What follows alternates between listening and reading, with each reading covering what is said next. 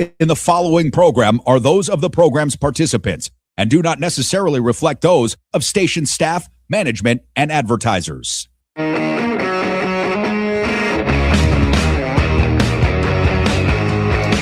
right, what's going on, everybody? Happy Monday.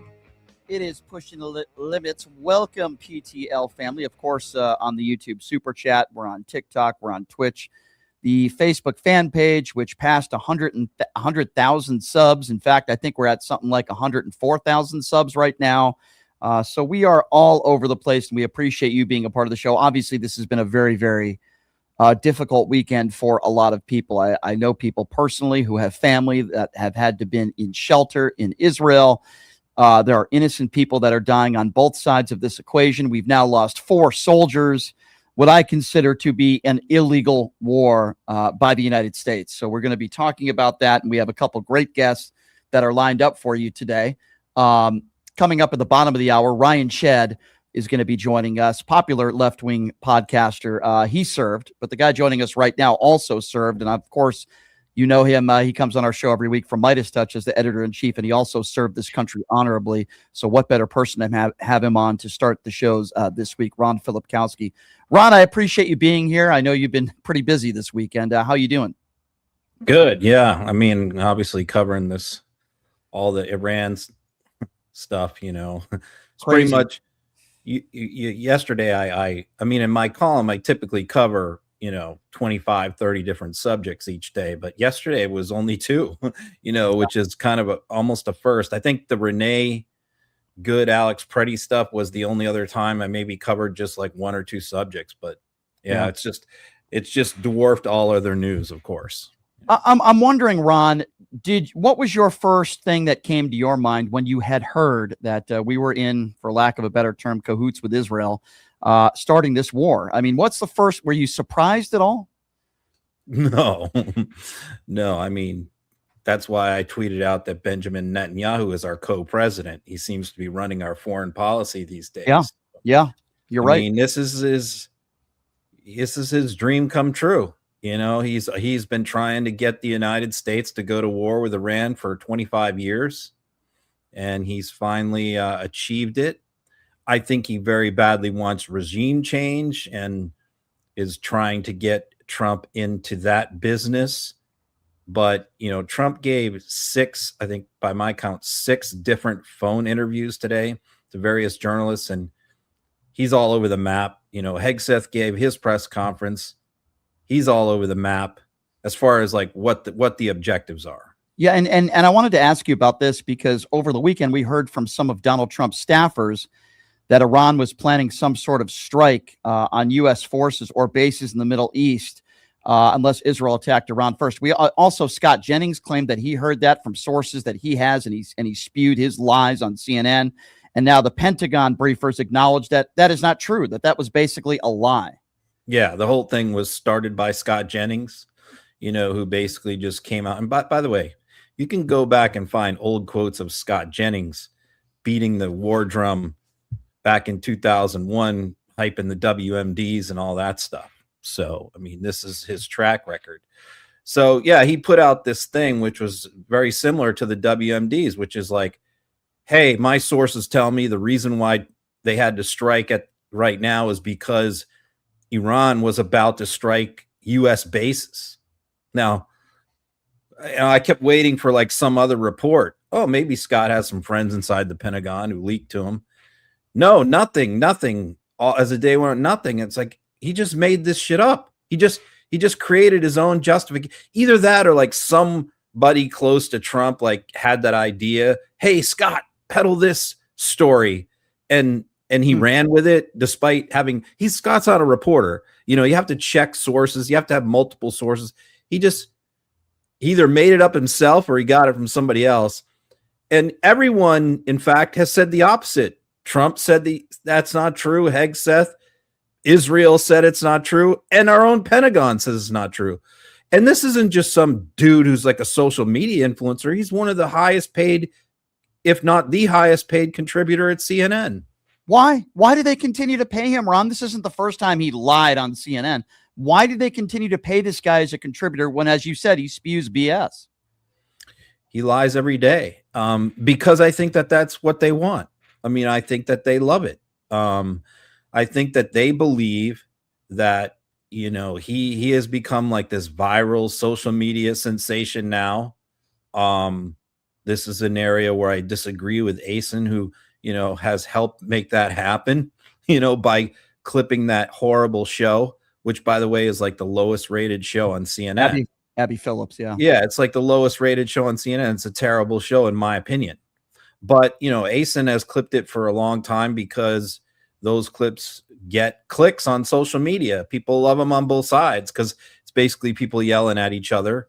Yeah. And that's the formula for the show. Everybody's talking over each other, yelling at each other. Nobody can get a word in edgewise, you know, and Scott is like the right-wing MAGA guy, which is all a fake persona. He's just like Vance. He never was like a big Trump guy. He was against Trump back in the day, but he decided that there's no money in that. And he figured out that, you know, he decided to go all in on the MAGA thing, and not only go all in the MAGA thing, but go like to a ridiculous extreme. So again, like I said, that's one thing to do on Fox and Newsmax and social media. That's fine. But he's doing it on CNN, which I kind of have a problem with. But I think that that's pretty much what CNN wants. Although the ratings are terrible, you know, he does get a lot of traction on Twitter with his clips, you know. There's a lot of people on the Abby Phillips show, and even these days on CNN, that have zero credibility. And I don't know why they are paid contributors. As you mentioned, that show is one of the lowest rated shows on CNN. And I do think a part of that reason is you have people on there like the Scott Jennings of the world. Ron, I would just want to ask you this question flat out. In your opinion, is this an illegal war? Well, I think so, because they didn't notify Congress. They only notified the Gang of Eight. You know, and they didn't go satisfy the conditions of the War Powers Act. Apparently, Mike Johnson is going to block any vote on that. I don't think Thune has anything planned as far as that. So, yeah, I mean, you know, it never was the intent of the framers to have a president just start wars. And this is a war. I mean, it's ridiculous for Republicans to say it's not a war. Okay, so if Iran bombed our cities, bombed our countries, killed all the political leadership, killed our president, we would not consider that an act of war. I mean, Pearl Harbor was an act of war. It seems like that got people very upset back in the day. What Trump did to Iran is worse. He killed the entire leadership of the country, and is continuing to do so with many, at least 1,000 Iranian casualties at this point, including civilians. So yeah, I mean, to say it's not a war is ridiculous. And so it just appears that Trump, past presidents, you could even argue, violated the War Powers Act, but they always consulted with Congress, went to the American people before it started, tried to get a buy-in, you know, had resolutions passed by Congress.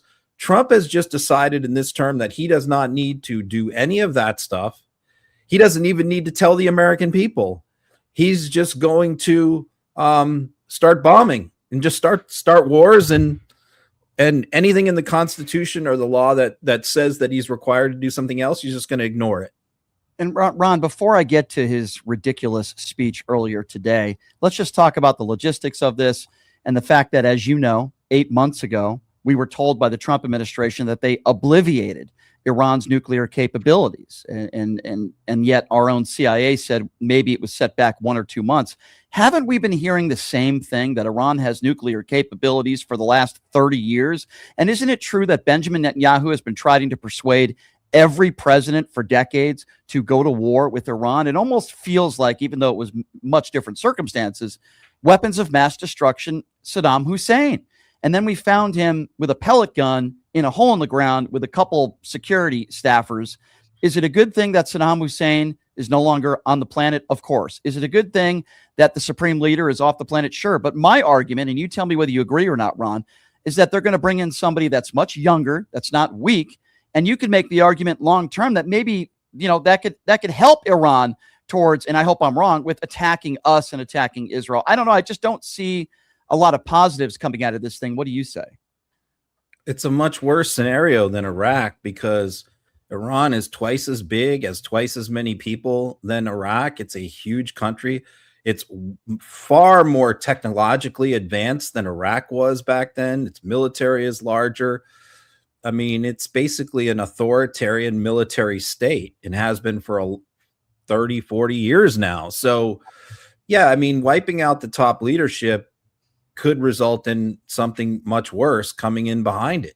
As you said, you're going to go down to the younger group who might be more radical and more militant. And, the frustrating thing is like, okay, what's the plan here? That's what everybody keeps asking, what I keep asking, what's the plan? So we've been told so many different stories. Oh, the plan is to wipe out their nuclear capability. They were close to having a nuclear missile that could reach the United States. That's one story. Well, you just told us like 3 months ago that you completely obliterated their nuke program and they don't have anything. Yeah. Then it was regime change. You hear from these MAGA influencers, oh, people on the left, they like Khomeini. They don't want women in Iran to have rights. They don't want the Iranian people to have freedom. And I say, well, what happened with Venezuela? You guys all said the same thing was going to happen in Venezuela, and it didn't. In Iran is much more difficult to make any of that happen than Venezuela, 10 times more difficult. So, then it's regime change. Well, Trump has asked, well, what's the regime change plan? And he said, well, this is what he said today. Well, we were hoping that like the number 2 or number 3 guy would take over and we could make a deal with him, on oil or something like Venezuela, like they give us some oil and we'll leave you alone now. Right. It's insane. And he said, but the problem is we killed all them. So we're really not sure who's going to take over now. And then he mentioned to Jonathan Karl with ABC. He said, and we were kind of hoping that the government would just hand everything over to the people and have elections and stuff. And I'm like, what? And that none of that was ever going to happen. Of course not. And Ron, I want to get to some of the more gibberish, for lack of a better term, from this morning when Trump spoke. As you know, and you take this just as serious as anyone you served, where we've lost 4 soldiers already and multiple soldiers have been injured. And he's by the way, yeah. Dropsite News is reporting that they're getting reports that there are many more Americans that have been killed, they're withholding the information. That came out from them about an hour ago. That is so horrible. That's the last thing you and I don't think it's going to be 4 by any means. No. I absolutely. And I wish that wasn't the case. I agree with you. That's just what we know of. And today he took the opportunity when these families are grieving to talk about his golden drapes. And he talked about, this first it was started at 200 million. And as you mentioned, now it's around 400 million. For this ballroom that he built at the White House. And meanwhile, people are grieving and people are dying, Ron. Yeah. So he's been down in Mar-a-Lago for 5 days. He launched this war from Mar-a-Lago, not from the Situation Room, from his country club. So he finally returns to DC today. The only thing on his schedule is to this Medal of Honor ceremony. Still has not given an address to the American people about the war or a press conference. He just released 2 5-minute videos that were, by the way, heavily edited because he was slurring his words in the video. So this is the only thing on his schedule. He shows up. He's got a disgusting, gnarly looking red rash on his neck, which was captured by it, which they've never told us anything about it. It's apparently been there for like 6 days because you could see it in some of the people are going back and looking at his last public appearance, which was the rally in Texas on Friday, or before that, it was like Thursday. And he had a little rash then that people are now noticing, but it's much worse. So he shows up with that. His hand's got all the makeup on it.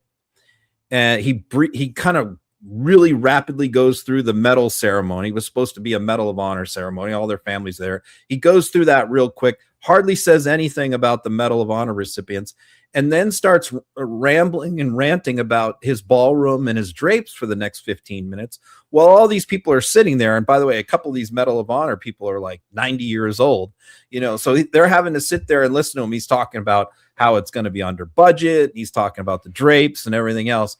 So, I mean, he turned it into a farce. And then, the media tried to ask him questions, of course, about what? War. that we're in a war right now. And he walks out. He doesn't take a single question. Yeah, I don't know what's up with that rash, Ron. I saw it earlier today as well. Very disgusting, kind of gross.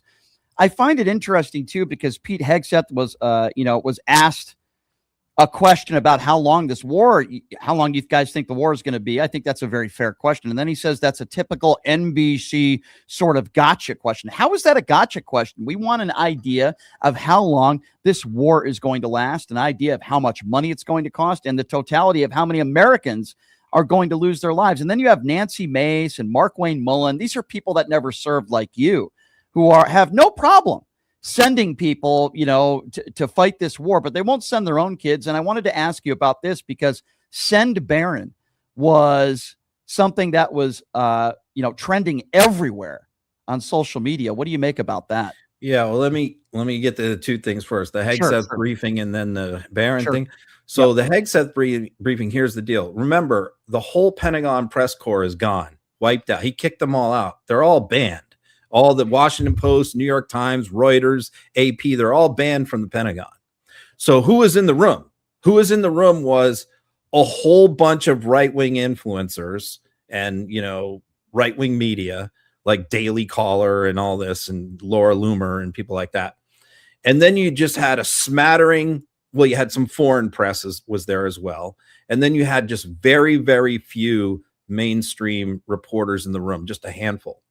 Then, by the way, they all were given assigned seats by the Pentagon, which is unusual. Okay, normally you could sit where you want. Assigned seats. Why? Because Hegseth had a seating chart, and he knew exactly who each person was, and he called on the right wingers, and he didn't get a single tough question, and so that's what he was doing. He was going and he was calling on them, and then finally the NBC reporter who asked that question, finally just kind of like spoke up and asked a question. Look, how long is this going to take anyway? Do you have any timetable? And he went nuts. He attacked your fake news, NBC, typical gotcha question, da, da, da, da. Well, the reason why he was so mad was because that's the only question he took from a mainstream American media outlet in the whole press conference. One question, and all he did was yell at the reporter. Pathetic. Absolutely pathetic. And I'm not surprised. And I've talked to a few people. By the way, Barron, I forgot the Barron part. But we'll get to that. I just want to say real quick, I've talked to several people, right-wing influencers that are in that room, and I've said, are you going to challenge and ask questions? They all said yes. I knew they were full of it. The Cam Higbees and Nick Sortors and other complete idiots who shouldn't even be in that room. They're never going to be challenged on anything in there. And I think you already know that. And it's just a sad place that we are in right now when it comes to these press briefings at the Pentagon. What do you make of this Send Barron thing that was all over social media the weekend? I went so many years with not ever mentioning Barron because it was sort of like my own personal code, which was as long as my personal, because, I always go after the Trump children quite a bit, especially Eric and Junior. Ivanka, not so much anymore, but used to.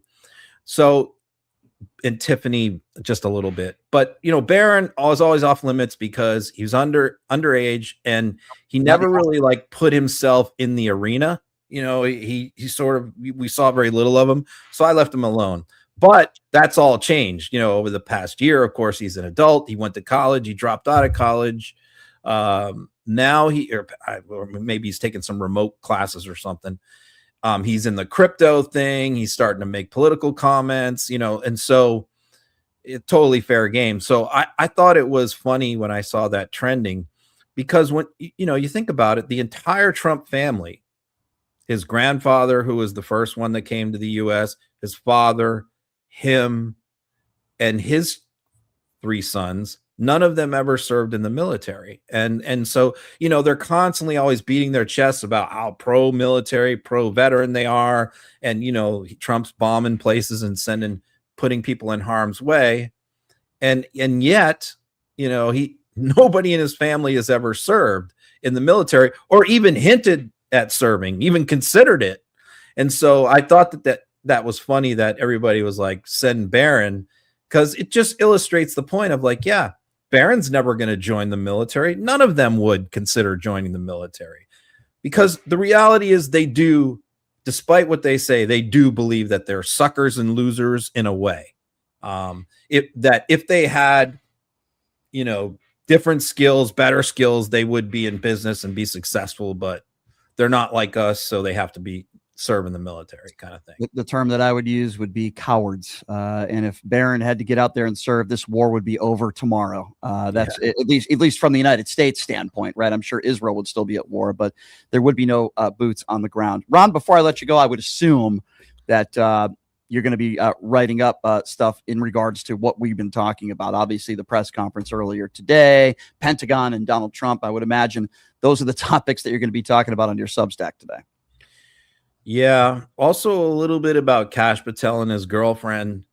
I heard about that. She wants more security, right? They want more. Yeah. Security. There's some new reporting out on that, and how she's had like an elite SWAT teams everywhere she goes, and then Todd Blanche, actually, the Deputy Attorney General, actually just chimed in today about it and defended that and said she's justified. Keep in mind, this is not like a child, or it's not a spouse. It's just his girlfriend, supposed girlfriend. Bizarre. And talking about how there's new reporting too, talking about how like she's really like trying to make being Kash Patel's girlfriend like her whole career, and set up this influencer type career that revolves around being the FBI director's girlfriend. So it's literally like her profession now.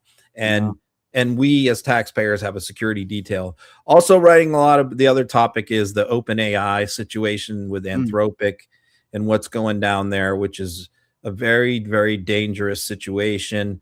And you also had like the Treasury Secretary Besson announced today that they were removing Anthropic from all the Treasury sites and using OpenAI. So Sam Altman has proven with ChatGPT, how do you say it?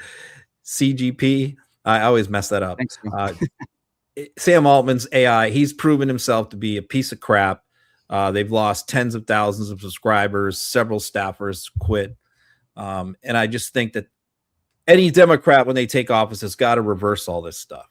They got to kick people like Sam Altman out of the government and get rid of all their government contracts. All these people who sold out to Trump, a price needs to be paid. Couldn't agree with you more. That would go for a lot of people, no doubt. Ron, can't wait to read your Substack later today. Keep up the great work, my friend, and we'll catch up with you soon. Thank you, my friend. All right, you got it, Brian. See you. Appreciate that. Ron Filipkowski, everybody, who I've said time and time again, who I have so much respect for. He also served this country honorably. We go from one hero who served this country honorably to another one. He's laughing, but I'm being serious. He is a hero who served this country. He is my friend, Ryan Shedd, who, of course, is a very popular left-wing podcaster. And Ryan, I wanted to get you on the show today as well, and I appreciate you being here. You and Ron served, and I thought about you over the weekend when this thing was going on. Yeah. I mean, try to put it into words, my friend. I mean, what is going through your mind over the weekend when you see what the Trump administration is doing? And I've had it, by the way, with the Israeli government. And I'm going to get into this when I'm done interviewing you into a little bit more detail. But I've had it with Benjamin Netanyahu and the Israeli government. I love Israeli people. I am sick of the Israeli government. What are your thoughts on this? Yeah, exactly. I'm glad you're making that distinction, because there is a difference, right? Just because we're not happy with the way our government's being run doesn't mean we're anti-American. It means that we're not happy and we're questioning our leadership that we all supposedly voted for. I put out a post that I couldn't make a video for like the first day because I didn't know what to say. I knew that we were going to lose soldiers when I saw how much was going on. So I knew that we were probably going to lose some soldiers, which we did.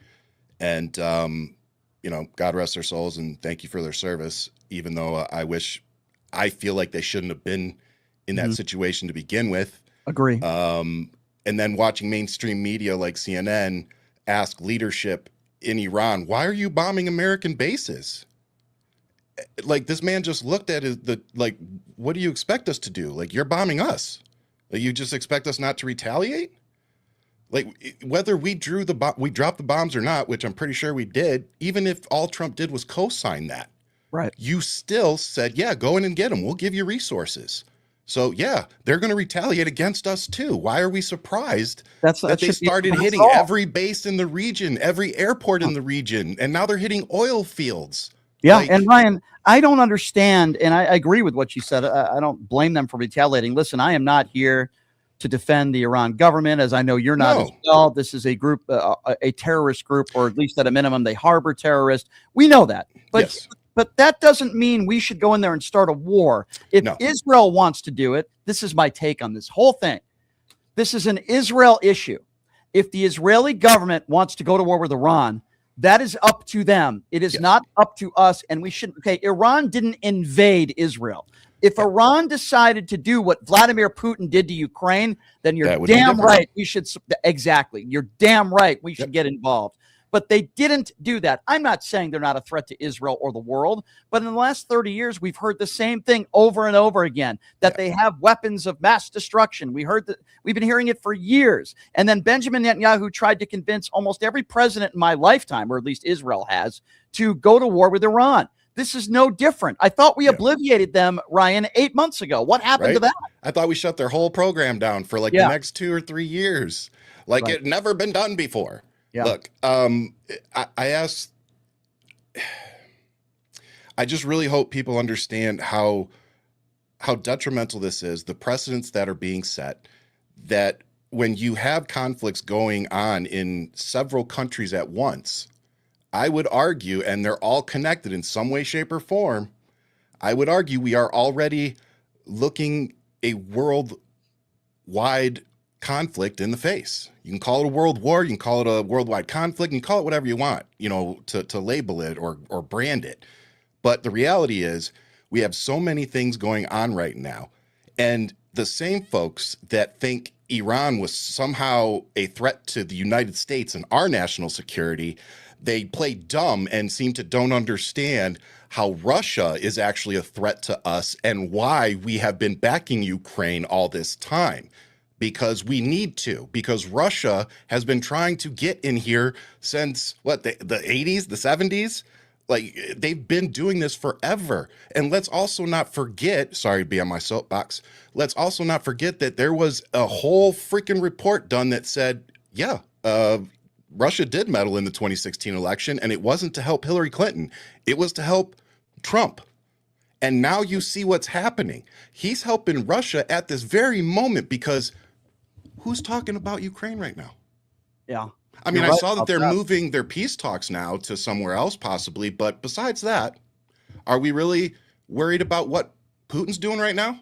No. No, because we're all focused on what we just did right now. You're right. And I have a different take than maybe a lot of people have too. I think it's great that the supreme leader is gone and he's murdered. 100%. But at the same time, he was old and he was weak. And he probably shouldn't have martyred him. And now you're going to have younger people in there. And we should be led to believe that the younger people that are going to be taking over in the Iran government are going to be pro-America. Are you kidding me? You kidding me? What does he think? He's made statements, Trump, that he thinks the people of Iran are going to be running the country now. Is he that stupid? You're going to get younger people in there that are probably going to be more capable of committing horrible acts, whether it be 100%. Israel or Qatar or the United States of America. And by the way, you also heard fake reports over the weekend that Iran is asking to speak with the United States. They want to start talks. Well, guess what? The commander that's in charge right now, or at least one of them, said that's absolutely not true. We are not negotiating with the United States. We're the terrorists in this equation. Let's call it what it is. We did an unprovoked attack on another country. Whether it was in Israel's behalf or not, doesn't really matter. We are the terrorists here. Like do you people realize that Iran is going to look back at this like their September 11th, their October 10th, and we are the ones that carried that out. Yeah. Like we have to call this what it is. Agree. And you're absolutely right. And let me add this too. Yep. I've talked to a lot of my military friends, and unlike me, a lot of them have done time over in that region, like years worth of time. Mm-hmm. And I asked them how they felt, and they pretty much mirrored what you and most of us feel. Like, are we sad that God, I can't even say his name at the moment, but are we sad that the leader's gone, Supreme Leader? No. Dude was a horrible freaking person. Like nobody, I have heard nobody on the left, the right, the middle, anywhere going, he was a pretty good guy. No, he was a horrible guy. Is it bad that he's gone? No. Here's what's bad about it. We martyred him. What I need people to understand is this is not just another conflict or another war. We literally just started a religious war, whether we realize it or not, because we killed their religious leader. So we didn't just kill a dictator. We killed somebody that they believed was speaking from their God to their ears. And what we sometimes forget is that we had this mass shooting where innocent Americans died in Texas. Yep. We had a stabbing in Washington, D.C. Now, we don't know if the only reason why these things happened are because of the war, but it certainly couldn't have helped. And what I am worried about, Ryan, are sleeper cells in the United States of America. I'm worried about terrorists in this country. I'm worried about people, another 9/11 type thing happening. And then who do we find for that? All I can tell you now is I don't feel safer today than I was a week ago. I don't feel safer now than I did a year ago. Less safe. Yeah, exactly. That was the point that I was getting at. And you think of the loss of life, and I know right now officially it's only 4 soldiers. 4 too many. Is it but 4 now? Sorry, I know there's going to be more. And then we just had Ron Phillip, and I wish that wasn't the case, but we just had Ron Filipowski on saying that it's going to be many more, and it may already. I agree with him. Might already right now be many more, and they're just not putting that information out there. So the loss of life. And I look at the war in Iraq, and I do believe there are many similarities in some cases. Israeli intelligence told us that Saddam Hussein had weapons of mass destruction. And then, listen, Dick Cheney, I'm not sure J.D. Vance is making money off of this war, but we know that Dick Cheney did with Halliburton. Hundreds of thousands of innocent lives were lost. Thousands of American soldiers' lives lost. Saddam Hussein was a really bad guy. Wasn't a threat to the United States of America, was a threat to other countries, not the United States. And look at all the money that we're still paying off and all the loss of life. And how did that work, removing that leader from the equation? Did it work out the way we thought it was? No, of course not. Of course not. And George W. Bush, Condoleezza, it was taking away to an extent from what was really going on at that time, which was Afghanistan and getting Osama bin Laden 9/11. And in a sense, I think that's part of the reason why Trump is doing this. I think part of it is the Epstein files. I call it Operation Epstein. That's really what this is. I think a big part of it is a distraction from the Epstein files. And I think another big part of it is the fact that Donald Trump takes it personally because allegedly, we don't even know this for sure, allegedly Iran had a plan to assassinate Donald Trump. I think that's number 2. And number 3, Donald Trump is a puppet for Benjamin Netanyahu. Those are the 3 reasons why we are going to war right now, in my opinion. Yeah. I mean, I really can't argue with that. And there's a 4th reason that everybody needs to be aware of too, is remember Mark Kelly from the great state of Arizona, my home state. Yep. And he said that we as soldiers and veterans have a duty not to accept unlawful orders, not to follow unlawful orders. And he is being attacked for it. Okay? Now let me ask you, seeing everything we're seeing going on, seeing what he's already trying to do you now see what the unlawful orders are going to be in about 6-7 months? Yep. Because they're going to be, this election was fraud, and I'm not leaving the White House, and the military is under my command. So in case I need to draw it for you in crayon, which I can, I've got a whole box here, and I brought out the blue one because I want to make sure that you guys freaking understand, and you seem to be so triggered by blue and Democrats that you can't see the facts. And the facts are, you've been conned.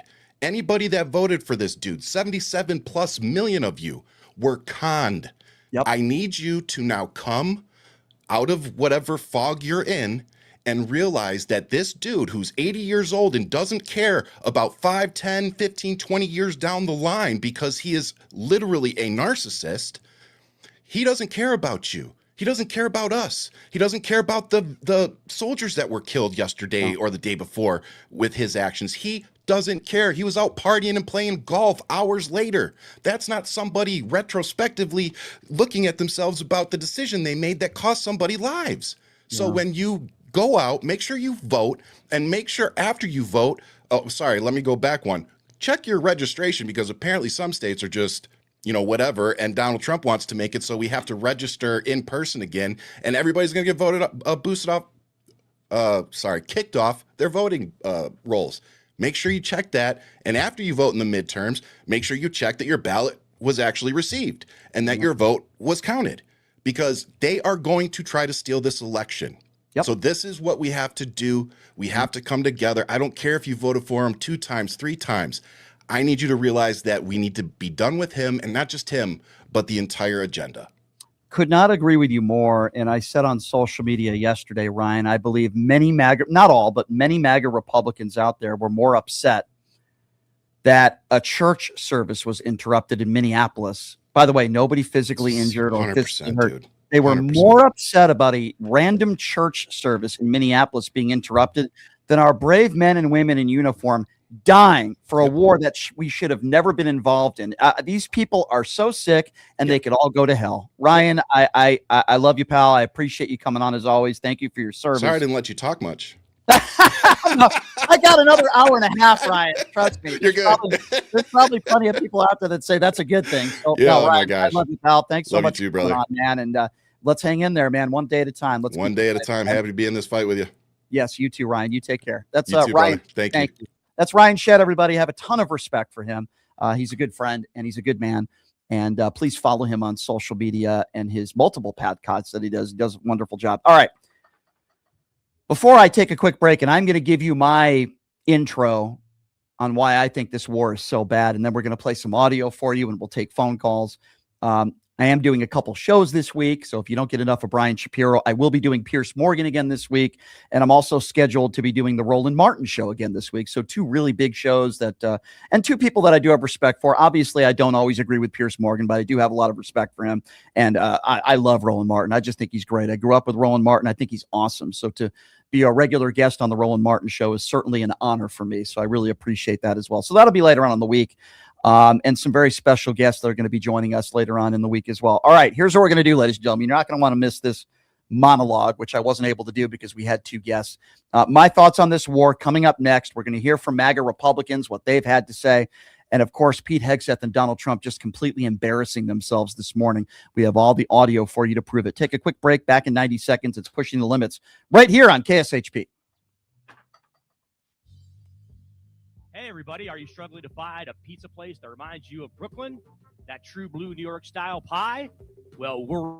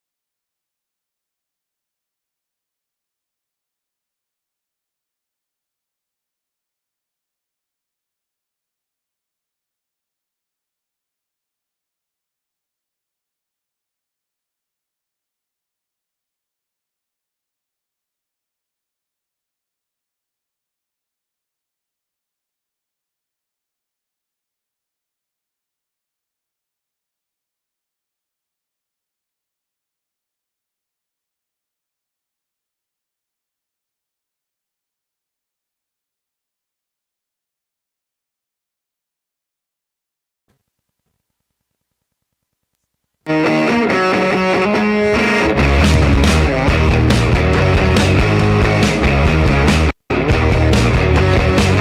right, welcome back. Pushing the Limits on a Monday. I think Destiny is going to be joining us on the show tomorrow, by the way. I'm going to get a lot of people, though, who serve this country. You know, we just had Ron Filipkowski and Ryan Shedd on the show, 2 people that I have a ton of respect for who serve this country honorably. Those are the people that I want to hear from. So we'll be having more guests like that throughout the week. I wanted to take this opportunity before we get to the clips and the phone calls to give you my initial reaction and my opinion on this war, if you don't already know. So as I saw on late Friday, and a special person in my life had told me days earlier that this was going to happen. So there was a lot of information out there that people somehow knew that this war was going to start on Friday. And this person told me that her parents were in shelters in Israel. And as this was all coming down on us Friday night, I said to myself, why is Donald Trump doing this? We know that Benjamin Netanyahu has tried to pressure other former presidents to go to war in Iran, whether that be Barack Obama or Joe Biden. And they didn't give. So why did Donald Trump give? Well, I think there are multiple reasons why. Reason number one, allegedly that Iran had a plan to assassinate Donald Trump. We don't even know if that's true, but maybe it is. Number two, I believe this is a monster distraction from the Epstein files. And number three, this is money. This is about certain people, not the everyday normal American, but this is about certain people that are going to be making money off of war, because that's what war is about. It's about money. And I also tie that into Donald Trump being a puppet for Benjamin Netanyahu. Now, I'm going to be honest with you. A few years ago, I made a lot of excuses for the Israeli government. I was wrong. Let me be very clear. I am pro-Israel. I am anti-Israeli government. With that being said, you won't see me shedding a tear for the supreme leader or anybody else in the Iran government. Why? Because they harbor terrorism. I believe they are terrorists themselves. But this benefits Iran, and this hurts Israel. Now, why am I saying that? Why am I taking this take? Of course, I'm going to explain to you why. The supreme leader was very old and very weak. We know that there's no intel that told us that Iran was a threat to the United States. We know that Tulsi Gabbard testified under oath 10 months ago that they had no reason or evidence to believe that they had expanded their nuclear capabilities. We were told 8 months ago that we obliviated them. The reason why I say that this might put Iran in even a better position is not because their citizens are going to take over their government. Obviously, we know that that's not true. You're going to get somebody younger in there that is going to be anti-America and anti-Israel. You're going to get somebody that's more capable in there. You're going to get others that are going to be more capable that are going to be younger. In the end, this could actually strengthen Iran. And what are we getting in return? What is the United States getting? Well, we've already had multiple attacks in this country. Many have already labeled them as terrorist attacks. We had one in Texas where innocent people were lost. We had a stabbing that took place in D.C.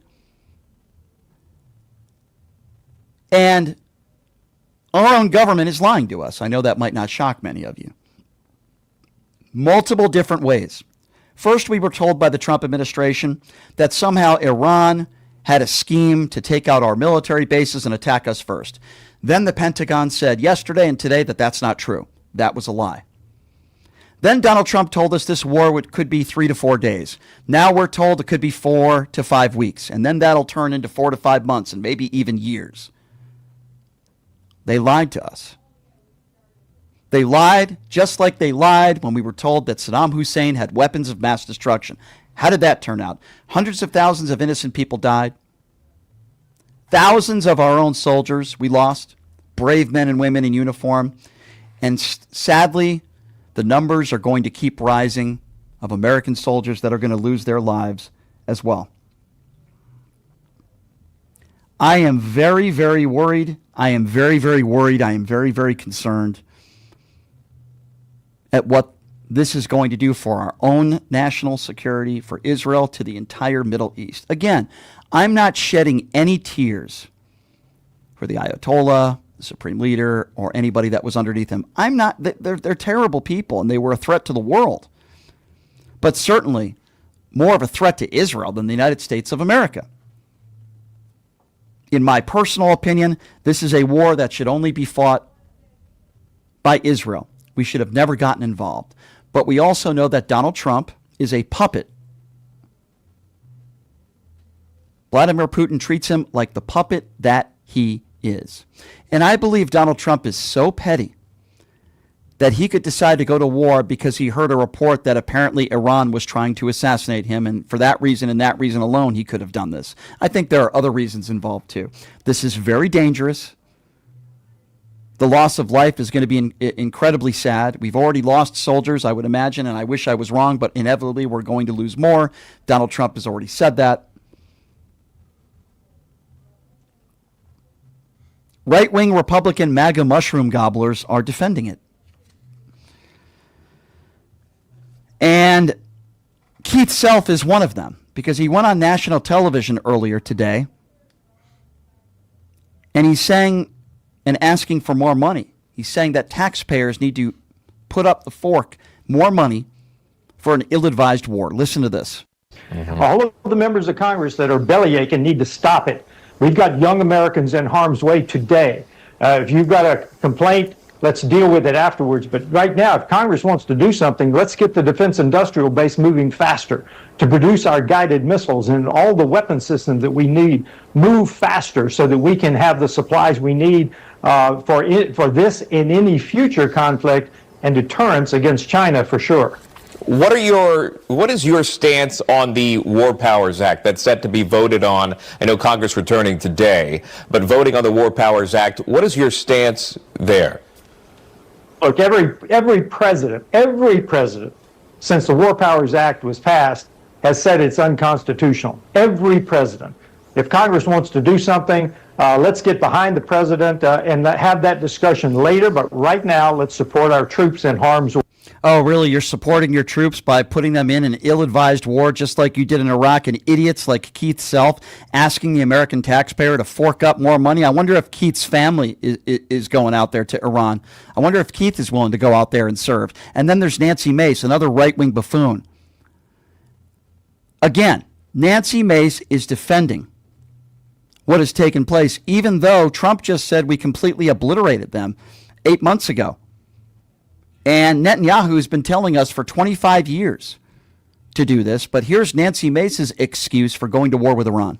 Was this the right move, the right time for President Trump to order the strikes in Iran this weekend? Well, I believe he made a good argument yesterday and on Saturday when he delivered his speech to the United States. I mean, this is the #1 state sponsor of terrorism in the world, who took out their entire leadership structure. They have killed hundreds, if not thousands, of Americans over the last 4 decades. And what most of America does not know are the classified briefings many of us have had on the House Armed Services Committee and Intel Committee. And you don't realize just how close Iran was to getting a nuclear weapon. And there is no peace in the Middle East if Iran goes nuclear. It would be devastating for the United States, for Israel, for our allies, for the Gulf states, who, by the way, hated the regime as well. And this is a different conflict than anything else. And anyone comparing Iran to Iraq doesn't understand the geopolitical ramifications in Iran. She's lying. First of all, Donald Trump didn't go through Congress. Second of all, even if he goes over the heads of Congress, which he clearly did, he's supposed to be presenting them some sort of evidence, some sort of clear and present danger that Iran is a threat to the United States of America. And many at Congress, on both sides of the aisle, have done interviews and said they have not been presented any information at all, or any new information that somehow Iran was a threat to the United States, or somehow they have exceeded their possible weapons of mass destruction. So Nancy Mace is lying. And then we have Pete Hegseth, the woman abuser, who holds a press conference at the Pentagon today with all the right-wing media members. I wouldn't even call them media. I don't even know what they're, right-wing grifters like the Laura Loomers of the world, who don't ask any pertinent questions. And here is Pete Hegseth himself, who says rules of engagement are stupid. I'm not making this up. This is what the Secretary of Defense said earlier today. With maximum authorities. No stupid rules of engagement, no nation-building quagmire, no democracy-building exercise, no politically correct wars. We fight to win, and we don't waste time or lives. As the president warned, an effort of this scope will include casualties. War is hell, and always will be. A grateful nation honors the 4 Americans we have lost thus far and those injured. The absolute best of America. I'll say this, Pete Hegseth, you're the absolute worst of America. I would also say that rules of engagement are not stupid. There's a reason why they are put in place, and for you to call them stupid speaks volumes as to who you are and the war crimes that the United States government are committing. And this is the one person that was in the room that asked a reasonable question, which is, how long could this war actually take? And Pete Hegseth gets very angry at the question and attacks her. Listen to this. Ability that we have over there. I heard the question about 4 weeks. It's the typical NBC sort of gotcha type question. President Trump has all the latitude in the world to talk about how long it may or may not take. 4 weeks, 2 weeks, 6 weeks. It could move up. It could move back. We're going to execute at his command the objectives we've set out to achieve. And what he has shown an ability to do that other presidents can't quite seem to have the aperture to do, well, I mean, Joe Biden didn't even know what he was doing, is to look for opportunities and off-ramps and escalations for the United States that creates new opportunities to execute what we need on our own timeline. So you can play games about 4 weeks, 5 weeks. He has all the latitude, and I'm glad he does, because there's no better communicator than our president expressing those things. Daily Mail. I've been in meetings with the president for the last 2.5 days. We know exactly where his headspace is, and he will communicate as he should exactly what he would like, and we will follow those orders. And I think everything he said on that is right down the middle. Chairman, did you Absolutely. have Yes, right there. Yes, sir. Yeah, I think we know where Donald Trump's headspace is when this morning, when he was supposed to be focusing on giving medals out to families. Instead, he started to talk about his golden drapes, and he started bragging about this ballroom that originally he said would cost the Americans $200 million, and now it's over $400 million, but he says it's well under budget. Yeah, I think we know where that headspace is. Now, here's Pete Hegseth that's gloating and bragging about taking lives of people, not just necessarily bad people in the Iran government, but over 1,000 civilians. But this is the same guy who talks about God. Listen to this. Iran was building powerful missiles and drones to create a conventional shield for their nuclear blackmail ambitions. Let me say that again. A conventional shield for their nuclear blackmail ambitions. Our bases, our people, our allies, all in their crosshairs. Iran had a conventional gun to our head as they tried to lie their way to a nuclear bomb. It almost worked under Obama and his terrible deal, but not under this president. Turns out the regime who chanted death to America and death to Israel was gifted death from America and death from Israel. Let me remind all of you that the last thing that Pete Hegseth said in this statement was that he gives all glory to God. Pete Hegseth also said, quote, "We didn't start this war, but under President Trump, we're finishing it." Let me just fact check woman abusing Pete for a moment. We did start this war 2 days ago. Pete Hegseth is a liar. He is not telling the truth, and he is a fraud and a fool. And if you're one of those MAGA supporters that voted for no new wars, you are now supporting this kind of rhetoric, and ladies and gentlemen, you are the problem. Now, Donald Trump was bragging about this war earlier today, but I think he mumbled and fumbled and bumbled his words. Listen to what he said about Barack Obama, and listen to his words very closely. I was very proud to have knocked out the Iran nuclear deal by President Barack Hussein Obama. That was a horrible, horrible, dangerous document. They would have had nuclear weapons 3 years ago, and they would have used them. I was proud to have knocked out the Iran nuclear deal by President Barack Hussein Obama. Well, wait a second. 8 months ago, you told us that you guys obliviated them. It's very strange. Very, very, very strange.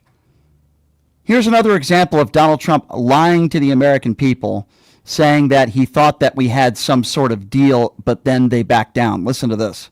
And we thought we had a deal, but then they backed out. And they came back, and we thought we had a deal, and they backed out. I said, you can't deal with these people. You got to do it the right way. Yeah, is there anybody on the planet that thinks right there that Donald Trump is telling the truth? I certainly don't. But for a good portion of this speech earlier today, when he was supposed to be giving out medals and honoring families and soldiers, and when you were supposed to be talking about the soldiers that we had lost in Iran, he spent more time talking about his stupid ballroom. Have a listen to this.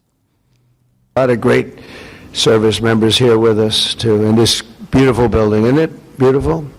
We're adding on to the building a little bit. We're improving the building. See that nice drape? When that comes down right now, you see a very, very deep hole. But in about a year and a half from now, you're going to see a very, very beautiful building.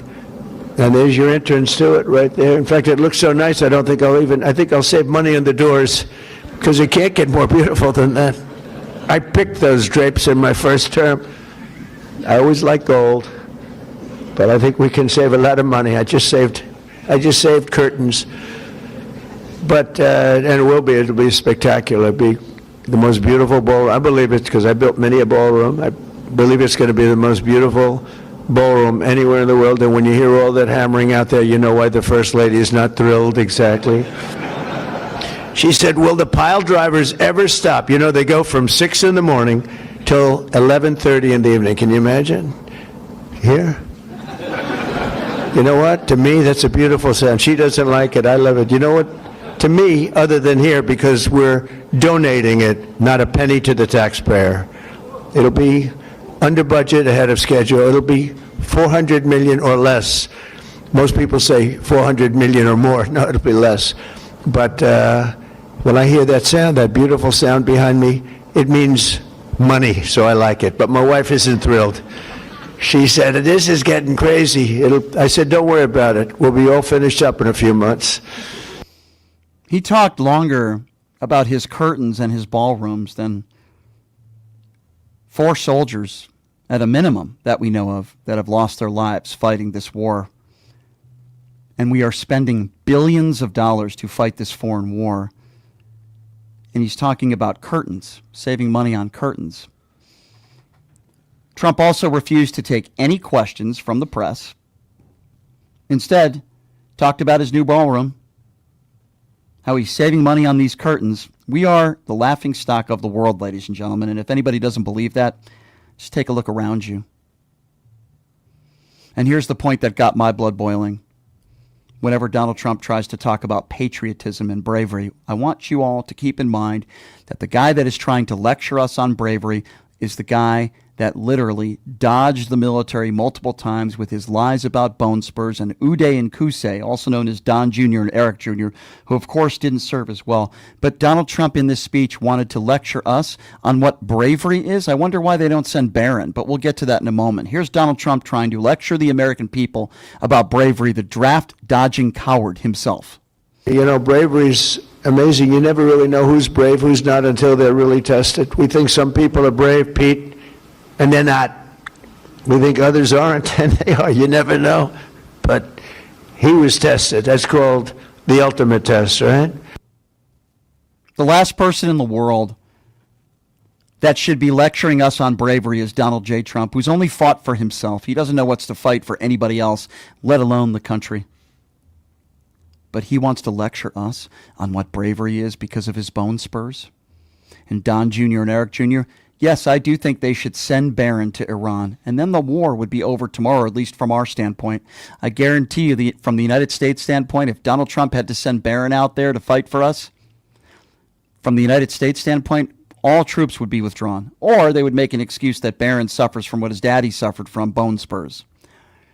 This entire family is the opposite of patriots. They are cowards. Don Jr., Eric, and his daughter Ivanka, they're all cowards. Ivanka fights with her pocketbook, and that doofus Jared Kushner, who took $2.1 billion from the Saudis, and Eric and Don Jr. that are stealing billions of dollars in this crypto Ponzi scheme, they are all out for themselves, and they don't care. They certainly don't care about the American people, and they definitely don't care about our brave men and women in uniform, sadly, right now, that are fighting an ill-advised war they should have never been there to begin with. It is despicable.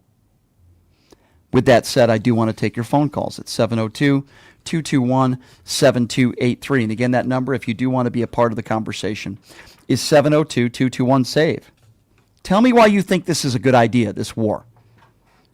Tell me why you think that Donald Trump did the right thing. Now, I would imagine a lot of you listening probably agree with me, but this is your opportunity to call in. Tell me what you think about this war in Iran. I believe it is an ill-advised war. I absolutely believe it is an ill-advised war, and it is a war that should have never started. And if Israel wanted to go fight this war, then they have the right to do so. But the American people should not be bearing the brunt of it. That is my personal opinion. I have no sorrow for the Iranian government, as I've been very consistent on, the Ayatollah, of course, and you're not going to see me shedding any tears there, but over 1,000 innocent civilians have lost their lives in Iran. I would imagine innocent civilians in Israel as well, and now our own American soldiers. I have a serious problem with that, and guess what? You should too. All right, let's get to the phone calls. 702-221-7283. And again, that number to call. Maybe you think this is the right thing to do. I think it's Iraq 2.0. And remember, this country is twice the size of Iraq. This could be worse. Hundreds of thousands of innocent people lost their lives. Thousands of soldiers, American soldiers. Here we go again. Weapons of mass destruction, right? Why is it's that these Republicans that keep starting these ill-advised wars? It's not Democrats. It's Republicans. Why is that? 702-221-SAVE, 702-221-7283. Let's start off with Andy. Andy is first up on PTL. What's up, Andy? Hey, what's up, Brian? I'm the first again today, huh? What's going on, man? Well, listen, I'm just going to be real quick. I just want to say two things. One, we should draft all the triple Trumpers if we ever have to put boots on the ground. And then number two, this Ayatollah Khamenei guy was like 87 years old. Right. I mean, we could have just killed him by like crushing up a bunch of Viagra and putting it in his Metamucil or whatever. Let him die of a 4-hour boner. Do you agree? Do you agree with me that if anything, you can be putting Iran, or at least the government, in a more strategic and more powerful position by getting new leadership that's going to be younger and more capable? They're certainly not going to be pro-United States. They're certainly not going to be pro-Israel. They don't even want to talk to us right now. The people that are still there. The whole world hates us, and now they're going to hate us more. Yeah. And these are baby boomers. They probably got 5 good years left. Yeah. Why are they dictating our future here? We should just break their hips and kick them out of office. This is nuts. It is. To get on. It is. And I don't know about you, but I feel much less safer now than I did a week ago in the United States. Yeah, me too. Yeah. Well, all right. I appreciate the call, brother. Thank you. We certainly agree. 702-221-SAVE, 702-221-7283. Let's go to Lou. Lou is next up on PTL. What's up, Lou? Hey, Brian, how you doing today? Good, good. What's on your mind, man? All right, listen, a couple of things. I agree with you 100%. It's about the Epstein files, Netanyahu, and it's about money. And I'll tell you why it's about money, is because China gets 90%, Iran sells China 90% of their oil. Now, since the Straits of Hormuz are closed, China has to now buy their oil from Saudi Arabia, who's in bed with Trump with money. And there's no doubt in my mind that Trump is making money from oil, from China having to buy from Saudi Arabia now. Yeah, I think that's very plausible as well. And that also goes into the money factor. And money doesn't mean just the United States of America or members of our government or those that are selling weaponry. It could go to other countries as well. So I agree with you. Nothing has changed when it comes to Iran in the last 30 years. Nothing has changed. So why now? Why now? I know. Listen, Brian, I've heard 50 different excuses of why we bombed them. None of them make any sense. They were no threat to us at all, because if they did anything, we would have obliterated the whole country. Yeah. So that's all bull BS. We could obliterate them anytime, and they know that. So they're not going to do anything against us. This is all about money, Netanyahu, and the Epstein files. Benjamin Netanyahu did this mainly, in my opinion, because he never wants to leave office. And he knows if he's in the middle of a war, that's not going to happen. On the weekend. I'm sorry? You notice he does everything on the weekend? Yeah. He doesn't want the stock market and his friends to be mad at him? Yep. That's also true. That's also true. No, I agree with you, my friend. And I appreciate your phone call. Thank you so much.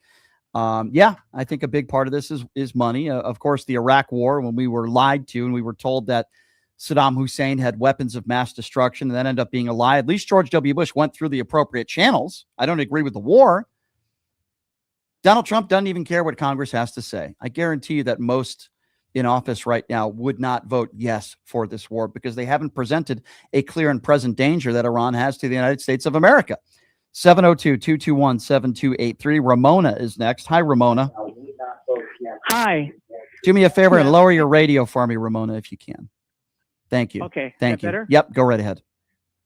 Yeah. Unlike other people who don't know what it's like to have someone over there, I know what it's like to have someone over there.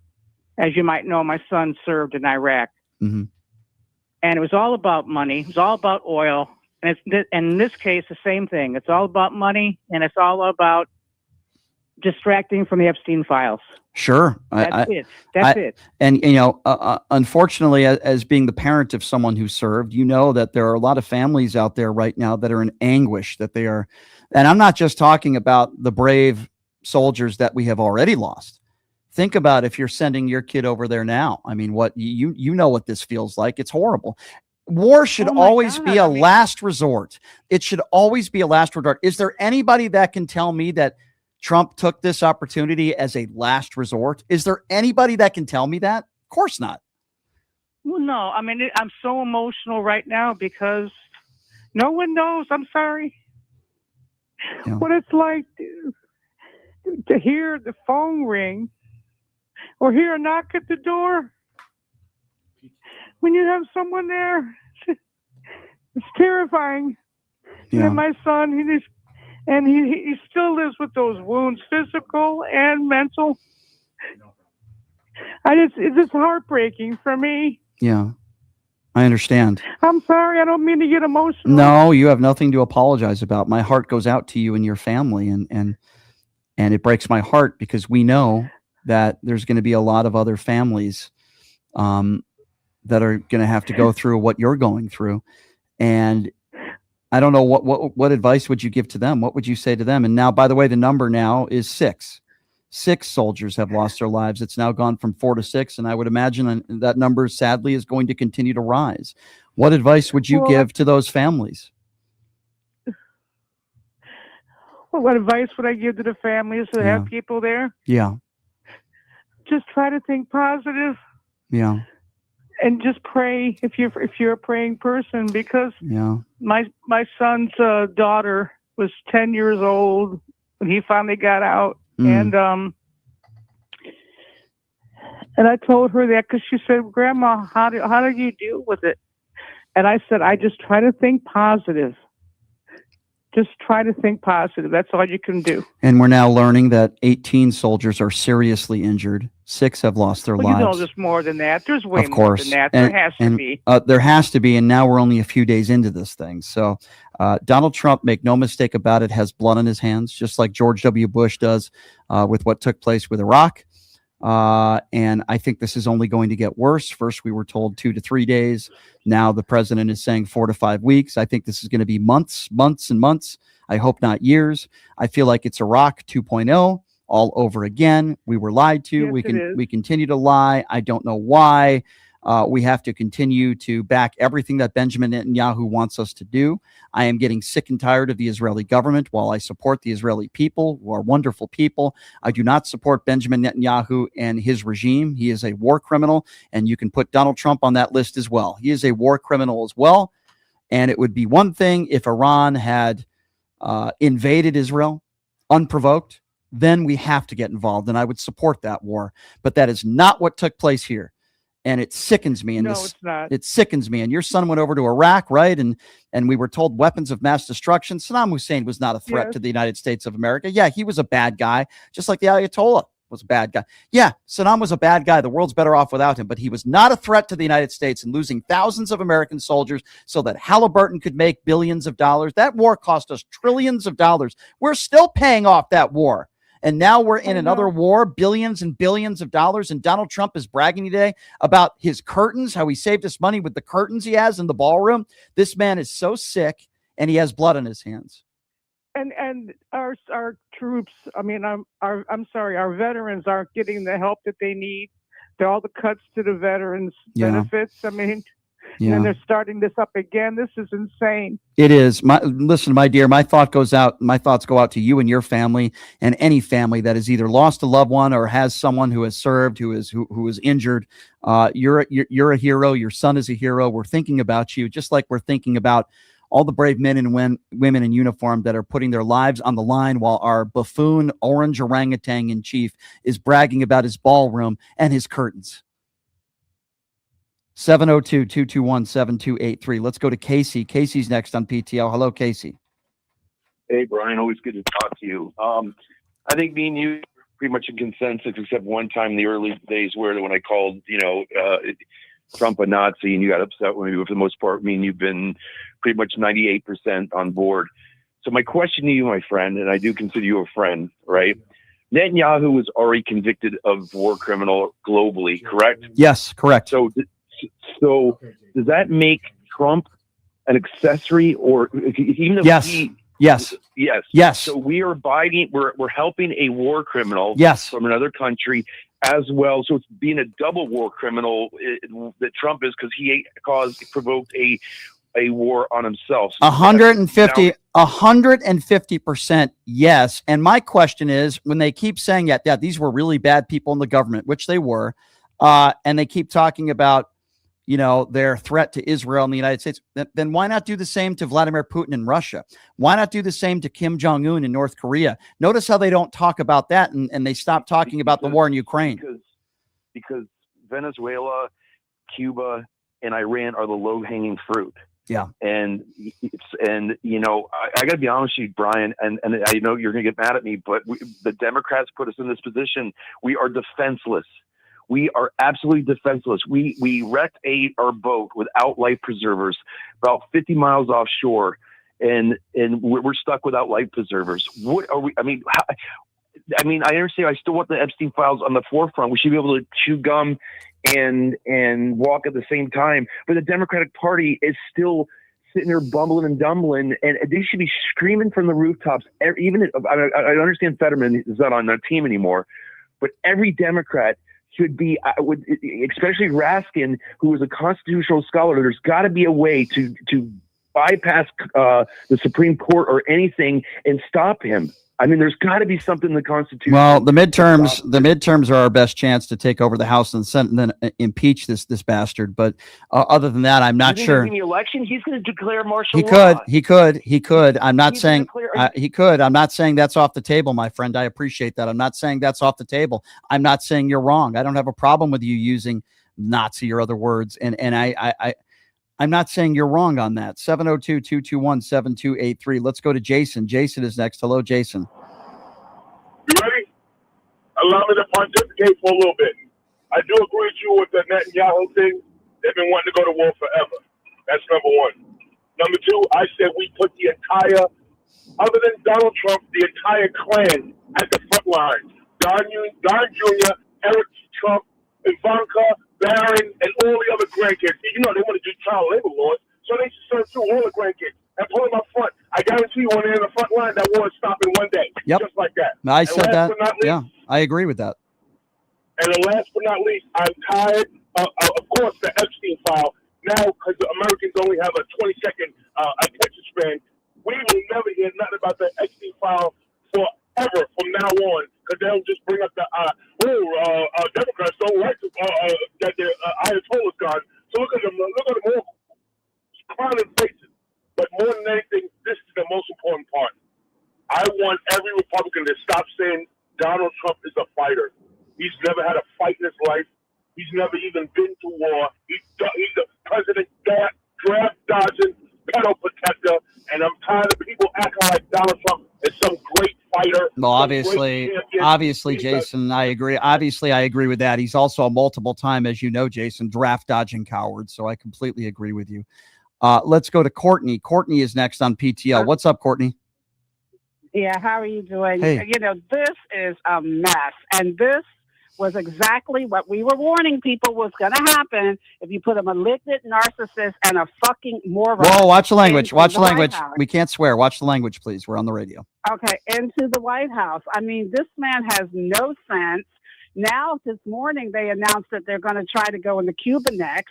Where are we going to have all of these, these weaponry and stuff to just go everywhere? Isn't it interesting that we have this? Isn't it interesting that we have endless money when it comes to these wars, but we got to take Medicaid and we got to take food stamps away from American people in this own country, and we can't. It's funny how they say America first, right? This is an America first agenda. They want to free the Iranian people. I thought this was America first, but then you have these jackasses like Laura Loomer and these other people, these right-wing grifters that America first, America first. How the hell is this America first? Where we're losing our soldiers, billions of dollars we're putting into this war. I would imagine it's not ending anytime soon. It's going to be going on for quite some time. Yet we're taking healthcare away from our own citizens in our own country, and they say America first. This is America last. Plus, he got up yesterday and said that it was only going to be 4 weeks, and now today he's like 4 weeks or longer or however. I mean, what are we doing? And like the guy is completely out of his. He's completely insane.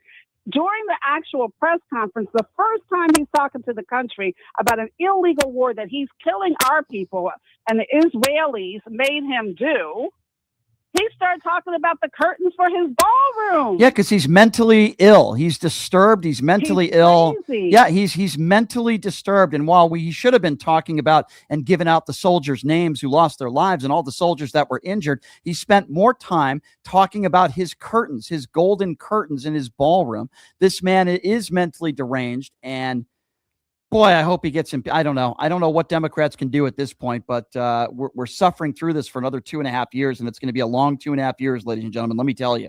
Thank you for the call, my dear. 702-221-SAVE. And again, that number to call if you'd like to be a part of the conversation is 702-221-7283. Let's go to John. John is next. Hi, John. Hey, Brian. Hey, I was listening to that story about Ramona, and it reminded me of that woman. I don't remember her name. The gal who used to camp out Crawford Ranch during Bush years. Yeah. Because her son was murdered. And I was wondering, maybe that's what people need to do, camp outside the White House and maybe Mar-a-Lago as a constant reminder to Trump for the men and women who are going to come home dead. Yeah. Well, I got to tell you, we had a caller who just called in about 10 minutes ago, and she was emotional because her son served in Iraq and he was injured very badly. I can't even imagine what these families are going through over the weekend. Like, I just can't even imagine. And I understand that people make a choice. They make a choice, and they're very brave, and they're willing to serve. But I would imagine a lot of our brave men and women in uniform can't agree with what the president has asked them to do here, even though they're still doing it because they're heroes and they're soldiers. But I mean, there's zero evidence that the Trump administration has provided to us that would lead anybody to believe that Iran is any more of a threat to us now as they were 20, 30 years ago. There has been no evidence. And then we were told 8 months ago that they obliviated the nuclear capabilities. So what the hell are we doing? What are we doing? Are we being told that they exceeded that artillery in 6 months? Oh, yeah, by the way, why hasn't J.D. Vance and Tulsi Gabbard spoken on the record about this war? Tulsi Gabbard is the one who said for years that, we cannot go to war with Iran. Where's Tulsi Gabbard? These people are such cowards. It's not an America first agenda. It's a keep me in power agenda. Do and say whatever Donald Trump wants us to do or say. These people are the opposite of our brave men and women in uniform who are serving right now and fighting this war in Iran. They are cowards, these people. Everybody in the Trump administration that thinks this war is okay. They are cowards. And for any of these Republican scumbags that are supporting this war, why don't you send your own son or daughter over there? No, they won't do that. Geez, I wonder why. Oh, I hear you.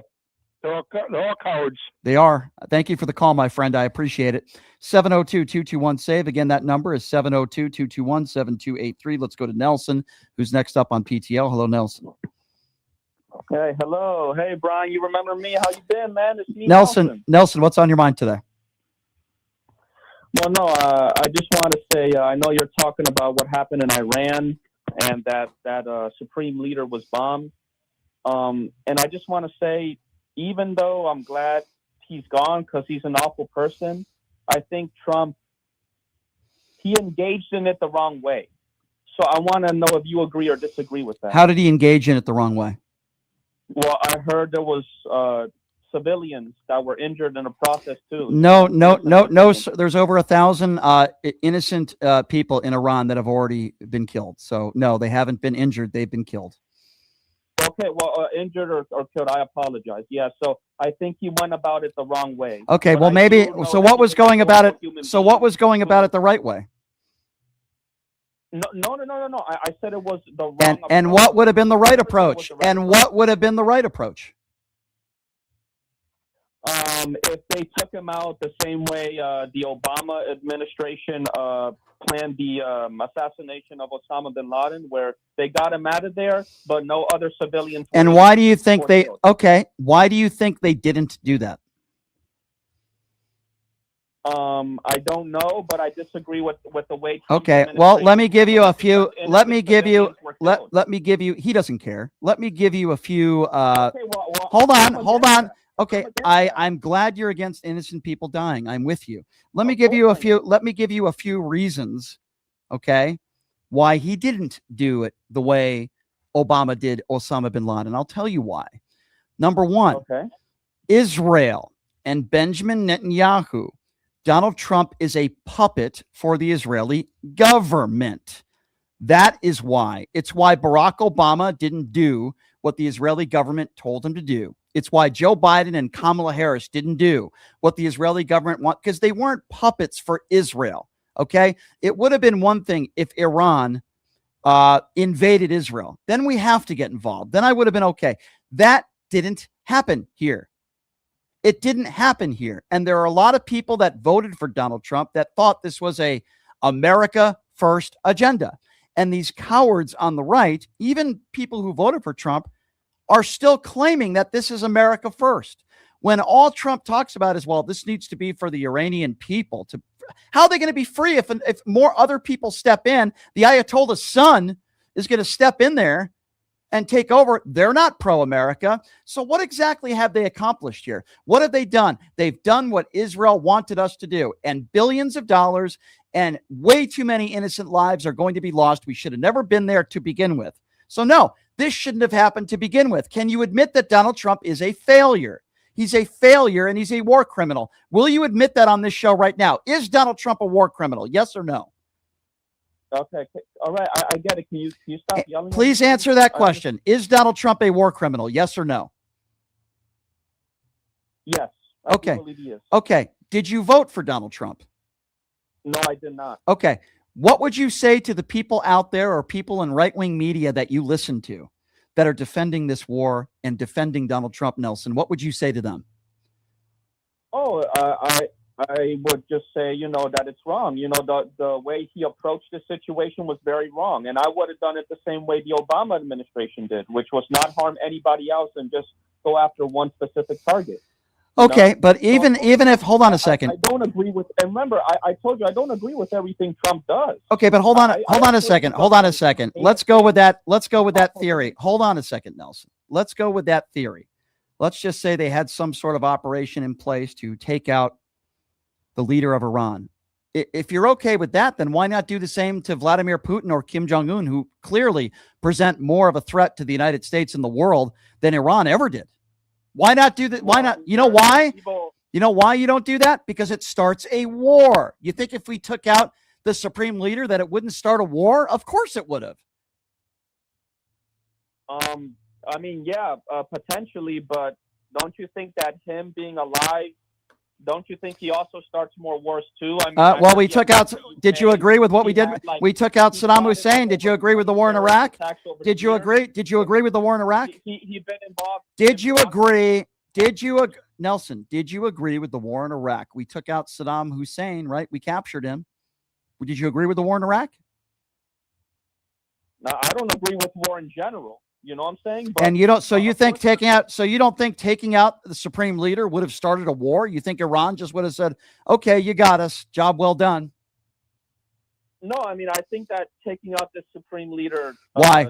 What threat was he? What threat was he? I don't know what his name is. What threat was he? What threat was he to the United States of America that the Trump administration have made clear? What threat was he?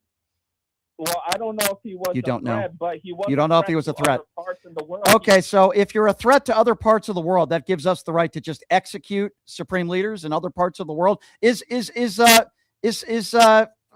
me this question. Answer me this question. Is Vladimir Putin a threat to the world?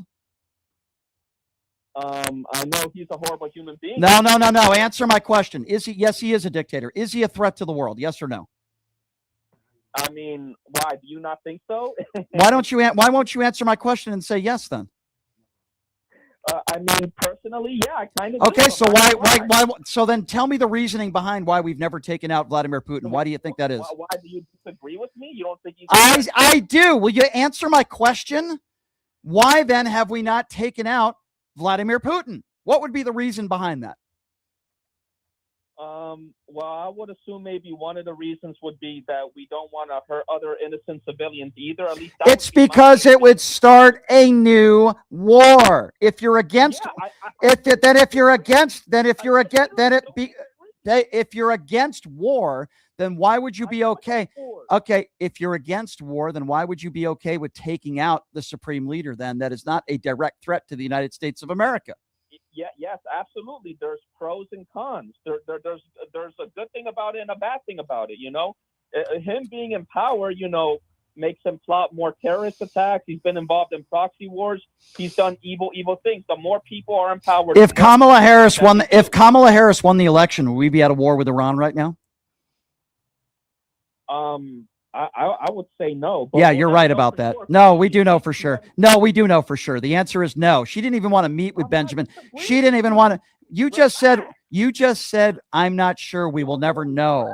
Okay, dude, if you don't like my style, first of all, you don't say that on the air, as I've told you time and time again. Second of all, it's my show, not yours. Okay. Third of all, answer my questions and stop tipsying around. If Kamala Harris had won the election, we would not be at war with Iran.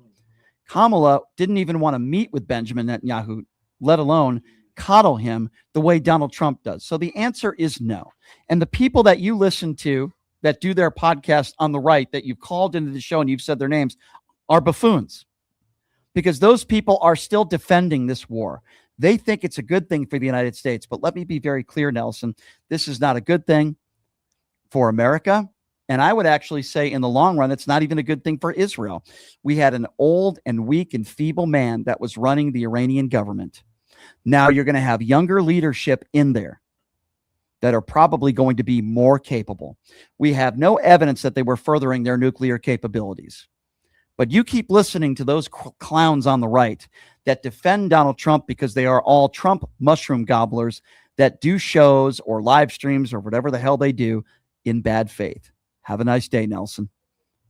702-221-7283. Let's go to Gabe. Gabe is next up on PTL. Hello, Gabe. Hey, Brian. So I have a lot of thoughts in regards to what's going on in Iran. This is Trump's Middle East war. The 4 soldiers that died on Trump's hands, that is on him. That is on him. So, and another thing, good luck to any of the Republicans who are going to try to run in 2028, like J.D. Vance and Marco Rubio. You supported this. Well, guess what? I hope whoever is the Democrat is going to hammer your butt into the ground and say you're a damn. And this applies. Guess what? I agree. This applies to Marco Rubio and anybody else. When you're asked or you're told or given an order that is an illegal order, it is your duty not to fulfill that order. Marco Rubio is also a war criminal. And every single person in Donald Trump's administration, as far as I'm concerned, have blood on their hands, and they're all war criminals. And I would be using this for campaign ads until the cows come home. The unfortunate thing about this, and it breaks my heart, is that our innocent, brave men and women in uniform are losing their lives as we speak. I wish that wasn't the case. They shouldn't be there. And I'm very saddened by this. And I don't see any near end in sight. This is what Republicans do. Democrats aren't the ones that are starting all these wars, not in my lifetime. It's Republicans. We can go all the way back to George Bush Sr. We could go to George W. Bush and the fake weapons of mass destruction. It is the Republicans that start these wars. It is the Republicans that do not have a America first agenda. It is an America last agenda to enroll their and make their own pockets fat. That's what this is all about. It is the Republicans that start these war, not the Democrats. And President Trump has just announced that the big wave of strikes against hasn't happened yet, I don't believe a word that Donald Trump says. I don't believe a word he says. He could be lying. He could be telling the truth. I have no idea. 702-221-7283 is the number to call. Again, that number is 702-221-SAVE. Let's go to Lewis. Lewis is next on PTL. Hello, Lewis. Lewis, you are next on PTL. Go right ahead. Lewis, are you there? I'm here, Brian. What's going on, man? Yes. Hi, Lewis. Go right ahead. Brian, I think that what the Democrats need to do now is obviously, we need to, like you said, till the cows come home, we need to start putting out ads about how much money these wars are going to cost us, and how much all these strikes that Donald Trump has done this year. He's already striked 8 different countries in just 1 year. Yeah. All those strikes, how much it has cost? Okay. And then, put that right alongside, the subsidies that they took away from the Obamacare, all these things that they're always saying that we don't have money for, but they have money for these wars. I mean, it's just ridiculous. And then what we need to do is, show how many times these Congress people and their sons go to war. I think out of all, I think there's 535 members of Congress, if I'm not mistaken, somewhere in that vicinity with the Senate. And I think just one person has somebody who has actually gone into the military. Okay. And I mean, we should go ahead and use those statistics, from the last 30 years. How many of these congressmen's sons and daughters have gone into the military? Very few. Okay, but I'll tell you one thing. Beau Biden did. Beau Biden did. Beau Biden did, exactly. 100%. And then they still disparage him. Yep. It's mind-boggling. I don't understand it, but I think we need to do it till the cows come home. Unfortunately, I mean, the Democrats, I know the Epstein files are important. We could chew gum and walk at the same time. We need to talk about that, obviously. But in all honesty, I mean, this right now, we got servicemen dying, it's just ridiculous. And, I hope that the Democrats don't drop the ball with this. I mean, right now, I feel like we're not shouting loud enough. Yeah, I think these guys are war criminals. This is a crime. This guy just sent us to war with a country that, I mean, come on. And in my opinion, Brian, to be honest with you, I don't think there's going to be a midterm. I guarantee there might not. He is going to use this. He's going to use this, and he is going to cancel those elections. That is, if he's allowed to do it, and obviously Congress isn't going to stop him because the Republicans aren't going to stop him. So I think that's a strong possibility, my friend. I certainly don't disagree with you on that. There might not be a midterms. We have to put that out there on the table and understand that. I don't know. Listen, we have a president of the United States that's a madman and a fool.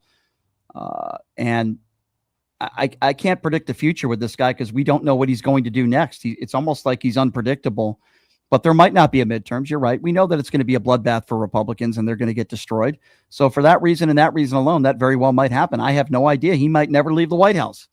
702-221-7283, 702-221-SAVE, whether you agree or disagree with Donald Trump's actions and going to war and joining Israel in Iran. Let's go to John.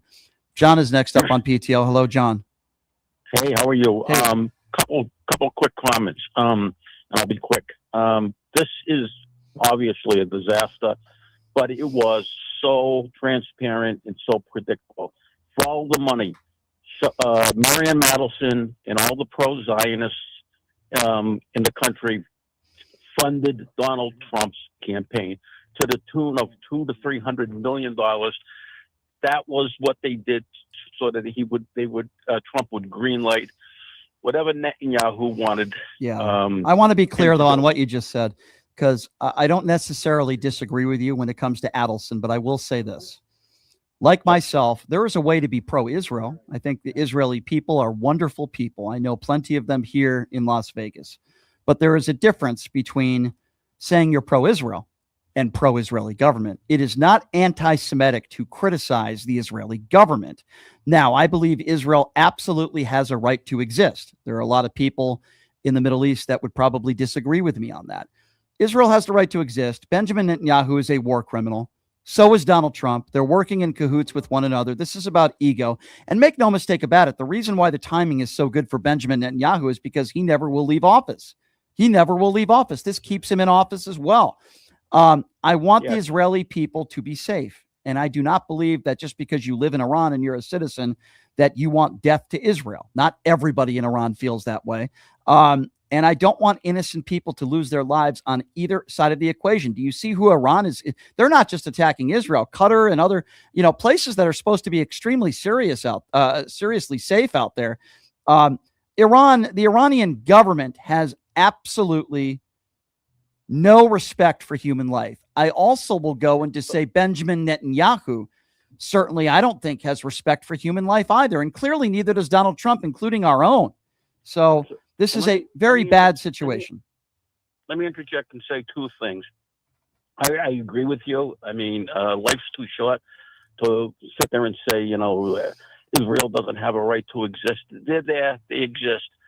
So don't the Palestinians. And both sides need to understand that they both have a right to exist. Sure. You can't have it your way all the time. All the violence, the subtle violence in the West Bank is reprehensible. When you see Didn't Donald Trump, for the last year, Donald Trump has said we have peace in the Middle East.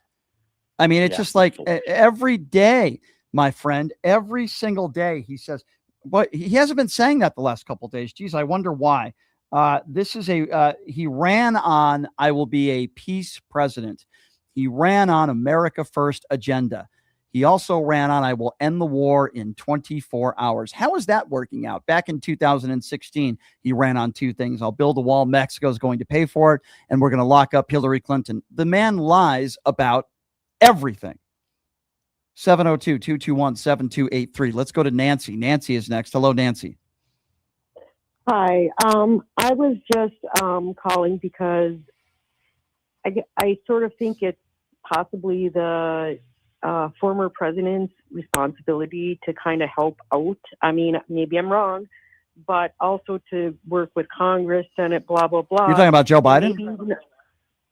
Well, I mean, maybe not him because of his health, but I mean Bush, I mean Obama, I mean anybody who's alive and healthy. How could they help? To work with, I don't know, like set up a plan, put them in a freaking stadium. You think Donald Trump? You think Donald Trump would work with any prior president? The last person, I mean, I'm just telling you, the last person Donald Trump would ever work with is the prior administration or Barack Obama or even George W. Bush. No. I mean, go behind his back and come up with some sort of strategy to get him. But they're not in office. I understand, but they don't have any authority over our defense. Well, neither does Trump. Yes, he does. He doesn't have a. Well, he does. Well, I mean, if not for Donald Trump, if Donald Trump, we wouldn't be at war right now. Pete Hegseth will do anything and everything Donald Trump tells him to do. So I respectfully disagree with you.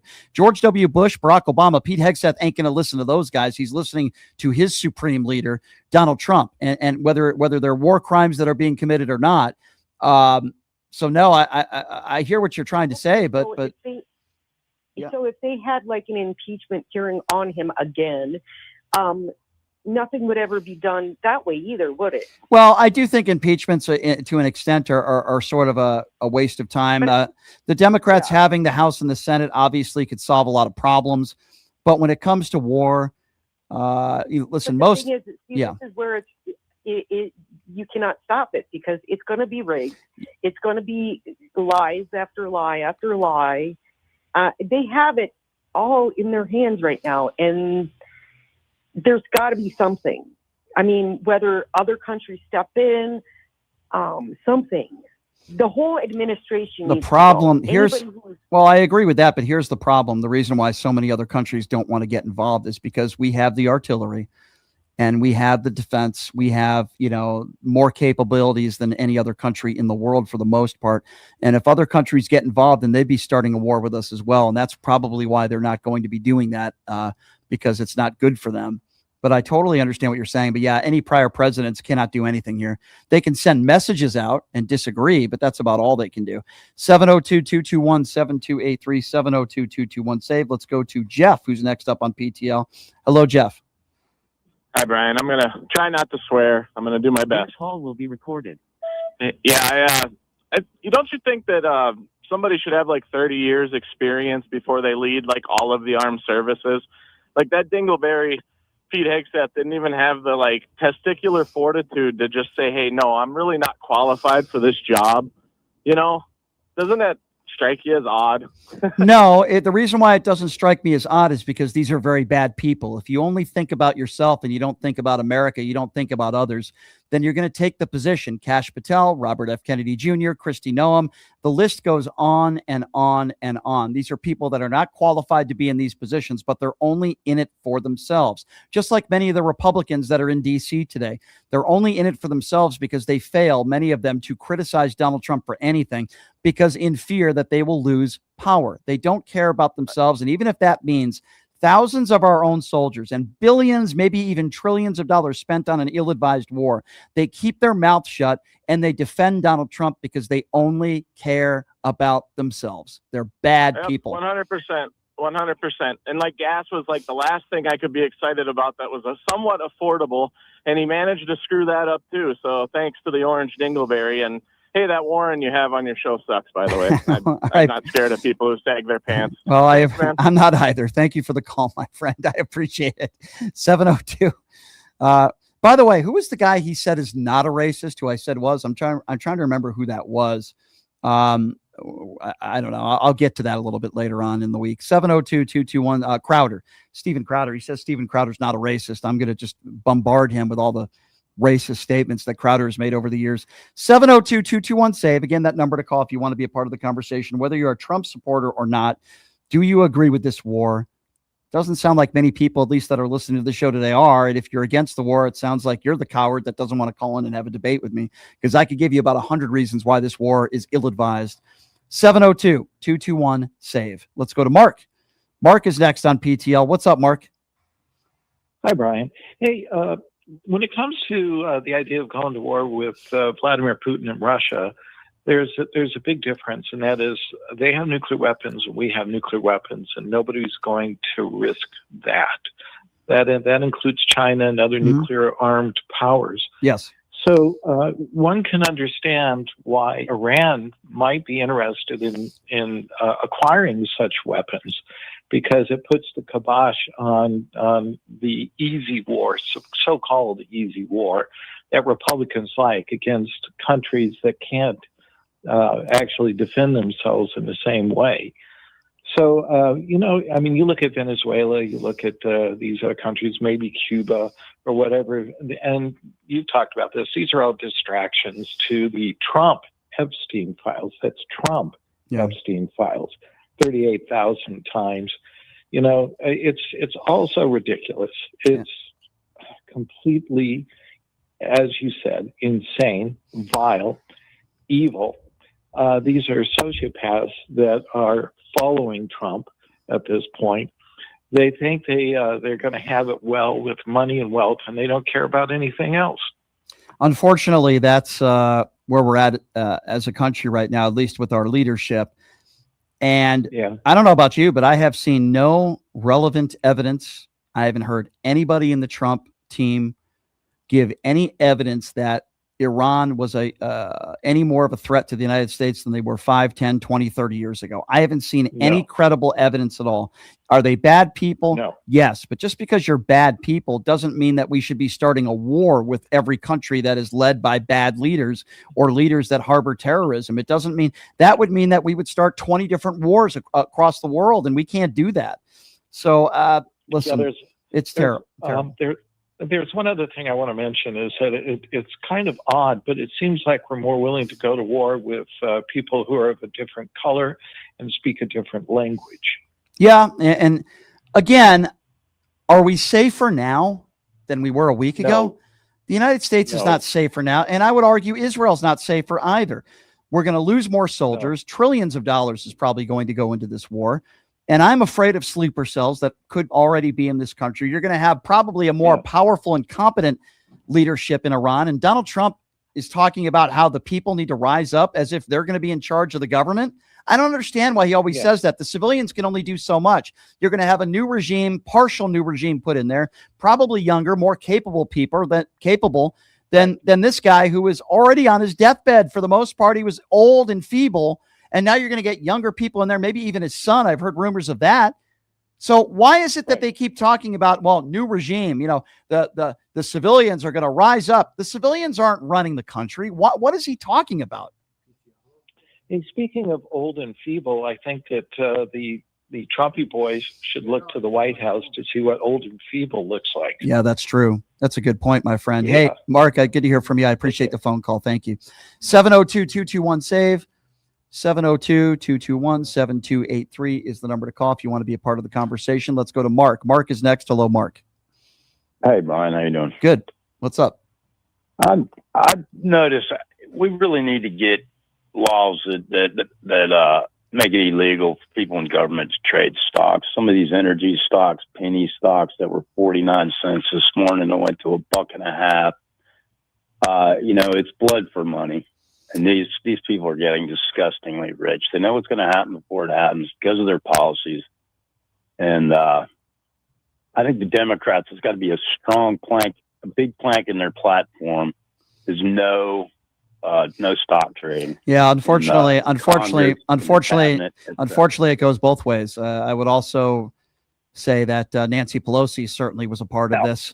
I think you would agree with me. It's both ways, but I don't disagree with you. Yeah, I would be total, but not necessarily speaking of stocks, but think about how expensive gas is going to be in a couple weeks. Think about that. Yeah. You know how these MAGA, and I agree with you with the stock stuff, but it's funny because the guy who in his State of the Union, Donald Trump, is talking about fraud. Meanwhile, his family's been enriched billions of dollars with this crypto scheme, and he wants to lecture us on that. But they always brag about how low gas prices are. I wonder where gas prices are going to be at.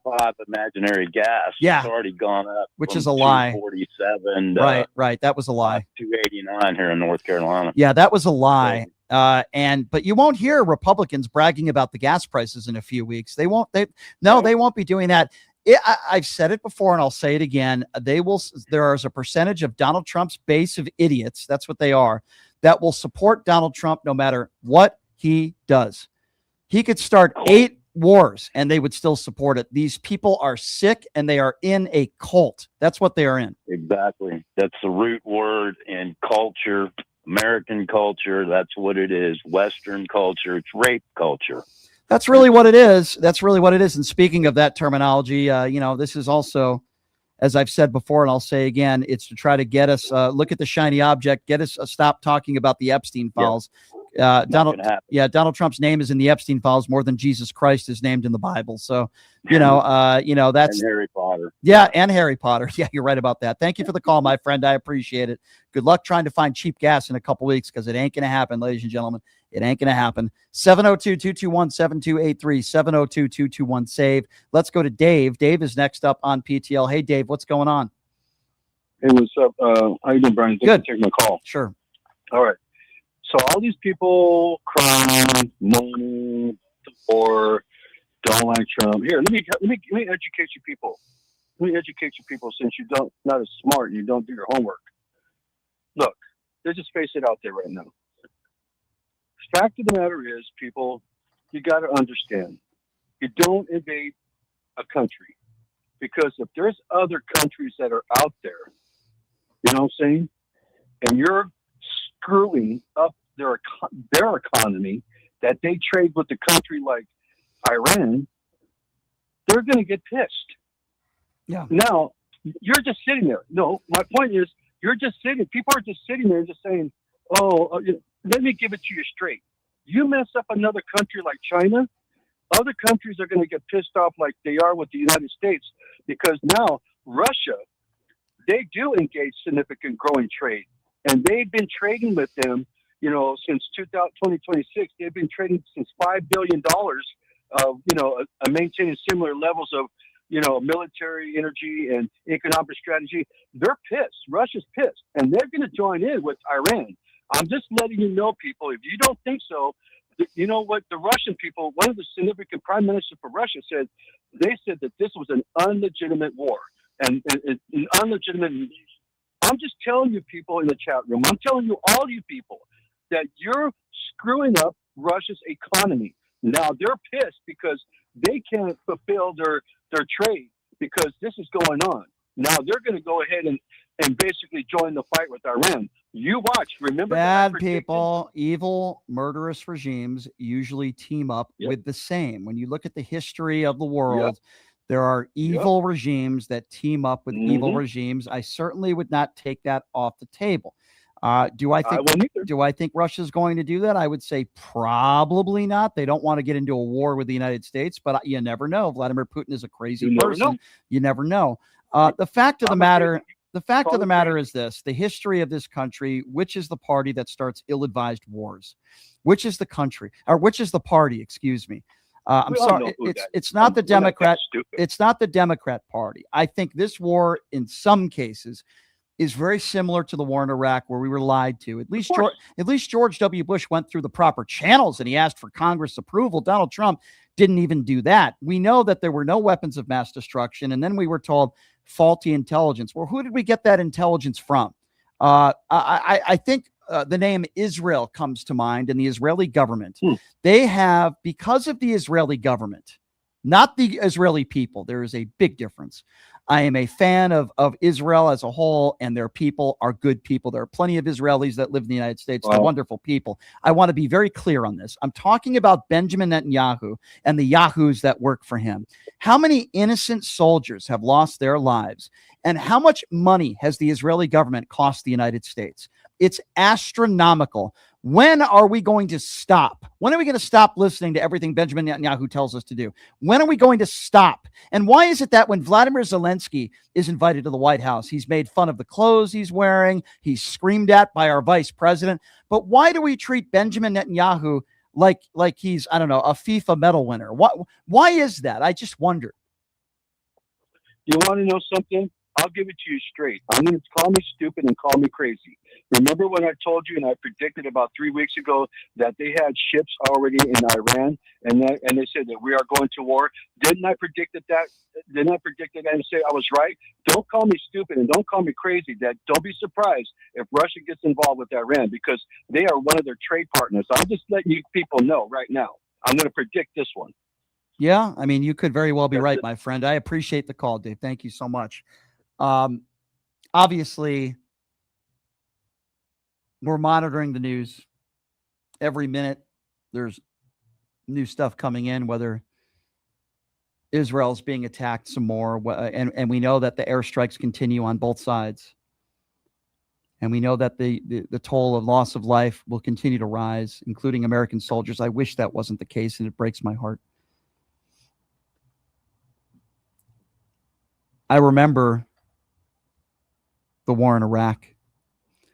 I remember I was just finishing college, and I was in my early 20s. And there were a lot of Democrats that voted to go to war. There were some that didn't. That was an excuse. And they used that war in Iraq after what had happened on 9/11. Donald Trump is using the Epstein files in that same way. He wants us to stop talking about the Epstein files and the fact that members of his administration have been on Epstein Island. We have evidence and proof of that based on pictures.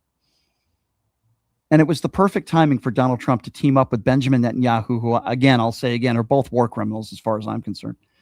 I don't defend the Iranian government. They're terrible people. You won't see me shedding a tear for anybody in the Iranian government that has lost their lives. But that doesn't mean that this was the right thing to do, because it wasn't. And the loss of life is going to be astronomical, and it's going to be tragic. Whether we're talking about innocent people in Israel, innocent people in Iran, but all those people that voted for Donald Trump, that we're talking about genocide, and we're talking about Gaza and the innocent loss of life. Where are you today? Why are you not criticizing Donald Trump? Or all those people outside that were calling him genocide Joe Biden?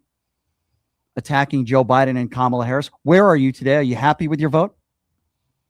You all are a bunch of cowards. That's what you are.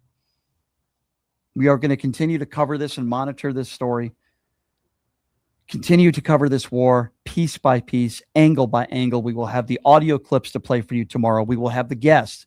We had two great guests today who actually served this country honorably. Ron Filipkowski from Midas Touch joined us. Ryan Shedd, popular left-wing podcaster, joined us. They both served this country honorably. Those are the people that I want to talk to. Besides all of your calls, of course, which are great, I want to talk to people that actually put it up on the line. We had a parent who called into this show. Her son served in Iraq. He was brutally injured, changed his life forever. Those are the people that I want to talk to, people that have made these sacrifices. Not some orange turd who dodged the military multiple times, who cares more about his ballroom and talking about the drapes in his ballroom than the innocent soldiers who lost their lives in Iran. So if you enjoy what I do and you enjoy this program and you listen to it every day, we ask that you subscribe to my YouTube page at PTL Radio Show. Subscribe to my Facebook page, the Pushing the Limits fan page. We passed 100,000 over the weekend. We're at 104,000 subs on there. And lastly, we appreciate anything you can do to help keep the lights on here. You're supporting independent media and making donations. It's very simple. It'll take 2 minutes of your time. You go to my website, which is pushingthelimits.live. Again, that website is pushingthelimits.live. You look at that little icon button there. Doesn't matter what you can do. Whatever you can afford, we appreciate. $5, $10, $20 a month, a one-time donation. Whatever you do, we appreciate it. And again, it's pushingthelimits.live. We appreciate you guys so much. We'll have some more special guests. I believe Destiny is joining us on the show tomorrow as well. We'll also continue to hear from you and monitor the situation of what's going on in the Middle East, of course. Thank you all for joining us. We'll see you tomorrow. Same time, same place. Have a great day, everybody. Hey, everybody.